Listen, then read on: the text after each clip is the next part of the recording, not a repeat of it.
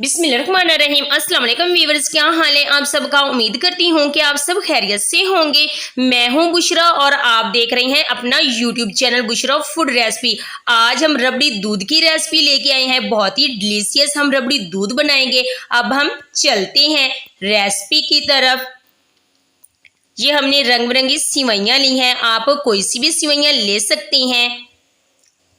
ये हमने 3 tablespoon custard powder लिया है। ये हमने चीनी ली है हस्बे ज़रूरत, आप अपने टेस्ट के हिसाब से ले सकते हैं। ये हमने खुशबू के लिए सब्ज़ इलायचियाँ ली हैं। ये हमने बादाम काट के रख लिए हैं। ये हमने 1 टेबलस्पून तुख्म बलंगा लिया है। ये हमने 1 टेबलस्पून इसबगोल का छिलका लिया है। इन सिवैयों को हम 10 मिनट के लिए बॉईल कर लेंगे। अब हम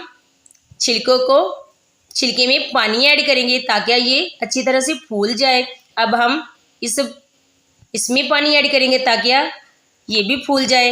ये हमने 1 किलो दूध लिया है, इसमें हम इलायचियाँ ऐड करेंगे। आप इलायची का पाउडर भी ऐड कर सकते हैं। अब हम इसको बॉयल आने के लिए रख देंगे। ये हमने कस्टर्ड में हम थोड़ा सा पानी ऐड करेंगे, आप इसमें दूध भी ऐड कर सकते हैं। अब हम इसको अच्छी तरह से मिक्स करेंगे ताकि गुठलियाँ ख़त्म हो जाएं। हमने कस्टर्ड को अच्छी तरह से मिक्स कर लिया है। अब हम इसमें चीनी ऐड करेंगे, आप अपने टेस्ट के हिसाब से ऐड कर सकते हैं। चीनी थोड़ी सी ज़्यादा ऐड करनी पड़ेगी क्योंकि इसमें सिवैयाँ और बाकी चीज़ें भी ऐड करनी है।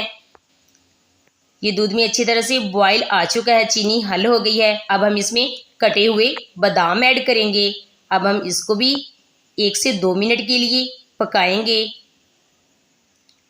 अब हम इसमें ये कस्टर्ड ऐड करेंगे जिसको हमने लिक्विड में बना लिया था।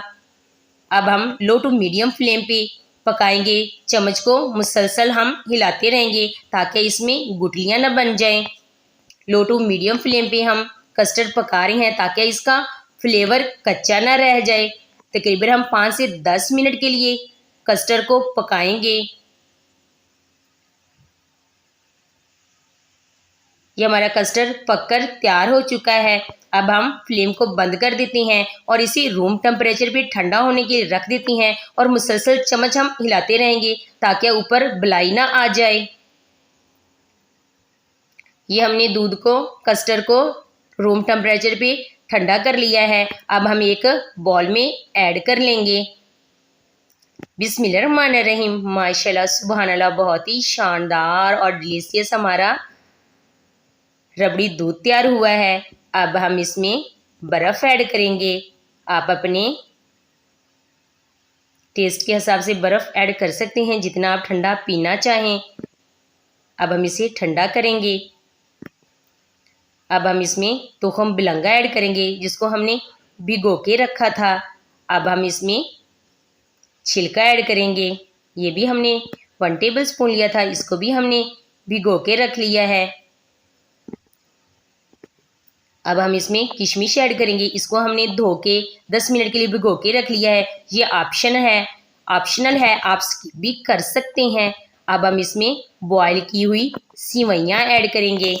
बहुत ही डिलीशियस, आप ये गर्मियों में भी यूज़ कर सकते हैं। बहुत ही ताकत का ख़जाना है।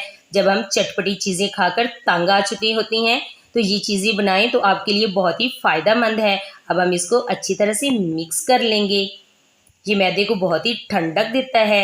ये हमने मिक्स कर लिया है, बर्फ़ भी इसमें हमने ऐड कर ली है। काफ़ी हद तक ठंडा हो चुका है। अब हम चलते हैं फाइनल लुक की तरफ। प्यारे से गिलासों में ऐड करते हैं। बिस्मिल्लाहिर्रहमानिर्रहीम। माशाल्लाह सुबहानल्लाह, बहुत ही शानदार हमारा रबड़ी दूध तैयार हुआ है।